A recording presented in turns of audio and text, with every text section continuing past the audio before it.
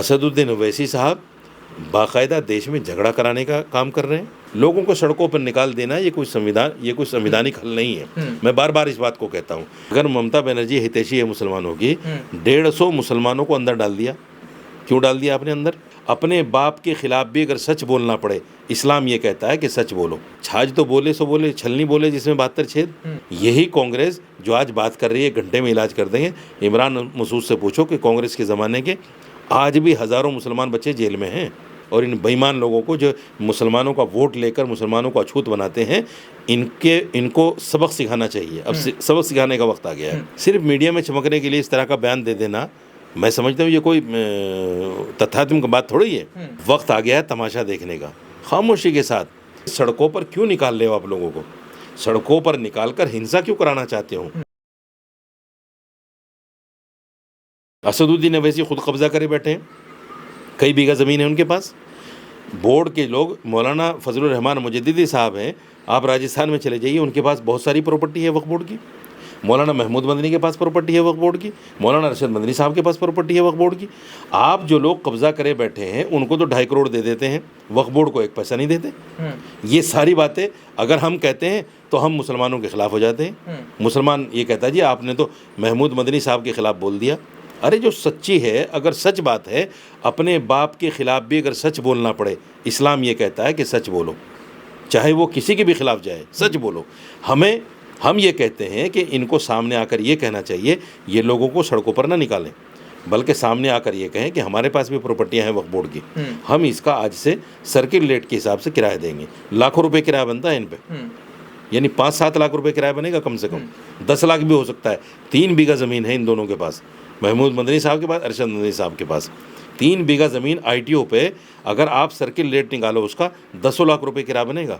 1 पैसा नहीं देते वक्फ बोर्ड को। तो मतलब इन्होंने भी वक्फ बोर्ड की ज़मीन ले रखी है। बिल्कुल। प्लस इनके पास देखिए चंदा इतना आता है, कौम देती है, मुसलमान देते हैं, इतना चंदा आता है कि अगर ये वक्फ बोर्ड को मदद करना चाहें, ये सारे इमामों को तनख्वाह दे सकते हैं। ये मस्जिद फतेहपुरी के सारे मुदर्रिसों को जितने टीचर हैं, सारे टीचरों को तनख्वाह दे सकते हैं। इतना पैसा है इनके पास, लेकिन 1 पैसा वक्फ बोर्ड को नहीं देते। इस पर कोई नहीं बोलता। तो हम ये कहते हैं कि सड़कों पर क्यों निकाल रहे हो आप लोगों को? सड़कों पर निकालकर हिंसा क्यों कराना चाहते हो? अगर आप चाहते हो, जैसे किसान नेता धरने पर बैठे थे, सबसे पहले नेता बैठे थे, उसके बाद किसान आना शुरू हुए। आप नेता हो मुसलमानों के, बैठो सड़कों पर जाकर और फिर कहो लोगों से कि हम भी बैठ गए, आप भी आ जाओ, और इसको संविधान के दायरे में करो जी। अब देखिए शाहीन बाग हुआ, हालांकि मैं CA को मैं समर्थन, मतलब मैं भी उसके विपक्ष में हूँ कि CA लागू नहीं होना चाहिए, लेकिन जो वहाँ प्रदर्शन हुआ, प्रदर्शन के बाद जितने लोग आज जेल में हैं, कौन देख रहा है उनको? कोई उनको देखने वाला नहीं। उनके बच्चों की फीस कौन दे रहा है? कोई किसी को पता नहीं। उनके घर के खर्चे कैसे चल रहे हैं किसी को पता नहीं। सब जेल में पड़े हुए हैं और ये लोग आराम से AC में बैठे हुए हैं। लोगों को सड़कों पर निकाल देना ये कोई संविधानिक हल नहीं है। मैं बार बार इस बात को कहता हूँ। असदुद्दीन ओवैसी साहब बाकायदा देश में झगड़ा कराने का काम कर रहे हैं। मुसलमानों के नाम पर जो है इस तरह के बयान देते हैं। ये कह रहे हैं मुसलमानों उठो, अब उठने का वक्त है, तुम्हारे सर पे तलवार लटकी हुई है, तुम्हारी मस्जिदें जो है उस पर कब्जा कर ली जाएंगी। मेरे पास ये बिल की कॉपी रखी हुई है, मैंने पढ़ा है बिल को। इसमें मस्जिद का जिक्र ही नहीं कहीं। ये तो वक्फ की प्रॉपर्टियों पर बिल है, मस्जिद का कहीं भी जिक्र नहीं उसके अंदर। लेकिन ये मस्जिदों का नाम लेकर मुसलमानों को भड़काकर सड़कों पर लाना चाहते हैं। मैं उसके खिलाफ हूँ। मुसलमान सड़कों पे क्यों आए? आप निकलो सड़कों पे, नेता निकले सड़कों पे, नेता करें सरकार से बात। मुसलमान को सड़कों पर निकालकर आप हिंसा कराकर मुसलमानों को फिर पत्थरबाज बनाना चाहते हो, फिर कहीं ना कहीं दहशतगर्दी का टैग लगाना चाहते हो। मैं ये चाहता हूँ कि मेरे समाज का आदमी अपनी पढ़ाई के ऊपर ध्यान दे, अपने कारोबार पे ध्यान दे। ये जो सारी बातें हैं, बहुत हो चुका, अब हमें नहीं करना। करें जिसको करना है, मुसलमान को नहीं करना। मुसलमान अपने बच्चों पर ध्यान दें। सहारनपुर से सांसद हैं इमरान मसूद, उनका एक बयान वायरल हो रहा है। वो कह रहे हैं कि जैसे ही हमारी सत्ता आएगी, इस वक्फ कानून का 1 घंटे में इलाज कर दिया जाएगा। कब आएगी सत्ता? ये भी तो बता दो कब आएगी। 20-30 साल तो नहीं आती, 20-30 साल तो नहीं आती। और मैं कांग्रेस की तो बात बता रहा हूँ। ये जो 250 बीघा ज़मीन है, ये कांग्रेस ने तो हड़पी हुई है। इसका जवाब दे दें इमरान मसूद कि 250 बीघा जो कांग्रेस ने ली है, इसका क्या इलाज है? इसको भी दे दो वक्फ बोर्ड को। ये बेईमान लोग हैं। ये वो आदमी है जिसने कहा था कि मोदी जी आएंगे तो बोटी बोटी कर दूंगा। कितनी बोटी बोटी कर दिया आपने। सिर्फ मीडिया में चमकने के लिए इस तरह का बयान दे देना, मैं समझता हूँ ये कोई तथ्यात्मक बात थोड़ी है। सरकार ने, कांग्रेस सरकार ने ये हमारी प्रॉपर्टियाँ 250 बीघे हथिया रखी है। आज वो बीजेपी सरकार के पास है, हथियाई ये कांग्रेस सरकार ने। तो ये लोग जिस तरह कहते हैं कि छाछ तो बोले सो बोले, छलनी बोले जिसमें 72 छेद। कांग्रेस ने खुद हमारी प्रॉपर्टी हड़प ली और आज हमारी प्रॉपर्टी को हितैषी बन रही है। इसलिए कि बीजेपी ने ये बिल ले आई। बीजेपी बिल ले आई तो आप हितैषी बन रहे हो और मुसलमानों के हितैषी बन रहे हो। आपने मुसलमानों को अछूत बना के छोड़ दिया। आप मुसलमानों के महल्ले में वोट मांगने नहीं जाते। आप मुसलमान नेताओं के साथ मंच साझा नहीं करते। राहुल गांधी की मैं आप बात कर रहा हूँ, तो कांग्रेस ने तो मुसलमानों को अछूत बना दिया है। उसी तरह समाजवादी ने बना दिया, उसी तरह दिल्ली में जो है आम आदमी पार्टी ने बना दिया। तो ये सारा जो खेल चल रहा है, अब वक्त है, मैं मुसलमानों से कहना चाहता हूँ, अब तमाशा देखो। अब वक्त आ गया है तमाशा देखने का। खामोशी के साथ, किसी को सड़क पर निकलने की ज़रूरत नहीं है। सड़कों पे निकलोगे ये लोग झगड़े कराएंगे, तुम्हारे ऊपर टैग लगेगा कि तुमने झगड़ा कर दिया। अब ममता बनर्जी ने, अगर ममता बनर्जी हितैषी है मुसलमानों की, 150 मुसलमानों को अंदर डाल दिया। क्यों डाल दिया आपने अंदर? आप तो मुसलमानों की हितैषी हो, तो आपको मुसलमानों पर केस नहीं करना चाहिए। 150 मुसलमानों को अंदर डाल दिया। कौन उनको देखेगा, कौन उनकी ज़मानत कराएगा? और देखिए ये सच्चाई है कि जो लोग सड़कों पर निकलते हैं इस तरह के जलसे जुलूसों में, ये वो लोग होते हैं जो रोज़ाना अपनी रोज़ी रोटी कमाते हैं और अपने बच्चों को खिलाते हैं जी। जब वही सड़कों पर निकल जाएंगे, उनके ऊपर केस लग जाएंगे, तो उनको बच्चों को कौन देखेगा? मैं बार बार इस बात को कहता हूँ कि उन मुसलमानों को जज्बात में आकर इस तरह नहीं निकलना चाहिए।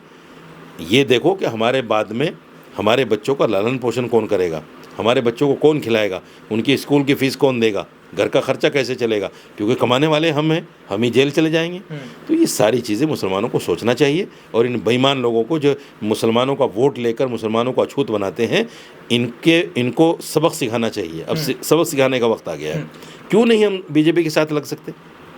क्यों नहीं हम बीजेपी को वोट दे सकते? बीजेपी को अछूत थोड़े मुसलमान के लिए। बीजेपी सत्ता में है, बहुत सारी पार्टियां इनमें ऐसी हैं जो आज मुसलमानों के हितैषी हैं। जो भी सरकार आती है उसमें मंत्री बन जाते हैं। मुसलमान नहीं कर सकता ऐसा? मुसलमान को भी करना चाहिए कि जो भी सरकार आए उसी को वोट करे, उसी का सपोर्ट करे। क्यों नहीं कर सकता मुसलमान? करना चाहिए। जब ये लोग दल बदलू हो सकते हैं तो क्या मुसलमान नहीं हो सकता? हम सत्ता से क्यों लड़े? सबसे बड़ा सवाल ये है, सत्ता से हम क्यों लड़े? विपक्षी पार्टियों को लड़ना है, लड़े विपक्षी पार्टियां। मुसलमान क्यों लड़े? मुसलमान लड़कर जो है बदनाम होता है, उसके ऊपर टैग लगता है, वो जेल जाता है, उसके ऊपर केस होते हैं। यही कांग्रेस जो आज बात कर रही है घंटे में इलाज कर देंगे, इमरान मसूद से पूछो कि कांग्रेस के ज़माने के आज भी हज़ारों मुसलमान बच्चे जेल में हैं, टाडा और पोटा के नाम पे। टाडा पोटा कब का ख़त्म हो गया, लेकिन उसके नाम पे आज भी हज़ारों बच्चे जेल में हैं। कोई 20 साल में बरी हो रहा है, कोई 30 साल। एक लड़का 35 साल में बरी हुआ। 35 साल में इन कमीनों ने, इन जालिमों ने, कांग्रेस ने मुसलमान के हितैषी बनकर मुसलमानों को जितना दबाया है और जितना उसका शोषण किया है, सोच भी नहीं सकता मुसलमान। ये सारी बातें मुसलमानों के सामने आनी चाहिए। इतने बड़े बड़े फसादात कांग्रेस ने दिए, मेरठ, मलियाना, हाशिमपुरा, भिवंडी, ये ऐसे केस हैं, बहुत बड़े केस हैं। कई सैकड़ों लड़कों को मलियाना के अंदर यूं नहर की पटरी पे खड़ा करके पीएसी ने भून दिया। कांग्रेस की सरकार थी, कोई पूछने वाला नहीं है। आज दहशतगर्दी के नाम पर, बीजेपी सरकार में दहशतगर्दी के नाम पर मुसलमान बच्चे नहीं पकड़े जा रहे हैं।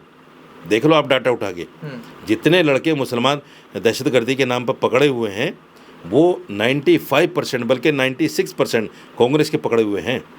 कांग्रेस के ज़माने में क्या होता था, किसी भी मुसलमान बच्चे को पकड़ा, उसका मीडिया ट्रायल कर दिया और कह दिया ये दहशतगर्द है। अब दहशतगर्द होने के बाद उसके साथ जो मामला होता है वो तो होता ही है कि वो जेल चला गया, उसके खिलाफ केस चल रहा है। उसके माँ बाप के साथ, उसके भाई बहनों के साथ लोग मिलना नहीं पसंद करते, उनके घर जाना नहीं पसंद करते, उनसे कोई मुलाकात करना पसंद नहीं करते। उनसे कोई ऐसा नहीं कि वो बेचारे भूख की हालत में किसी से 2 रोटी मांग लें, ज़रूरत में किसी से 2 पैसे मांग लें, उनसे कोई बात ही नहीं करना पसंद करता। यानी पूरा घर तबाह हो जाता है। ये सब कांग्रेस ने किया हमारे साथ में। ये मुसलमानों को सोचना पड़ेगा। बिल्कुल सोचना पड़ेगा। हमने इनको आजमाया है, एक बार बीजेपी को भी आजमा के देखो, क्या बुराई है।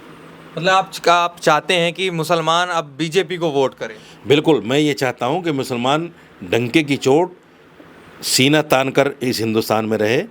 बीजेपी से, आरएसएस से या किसी से भी डरने की ज़रूरत नहीं है।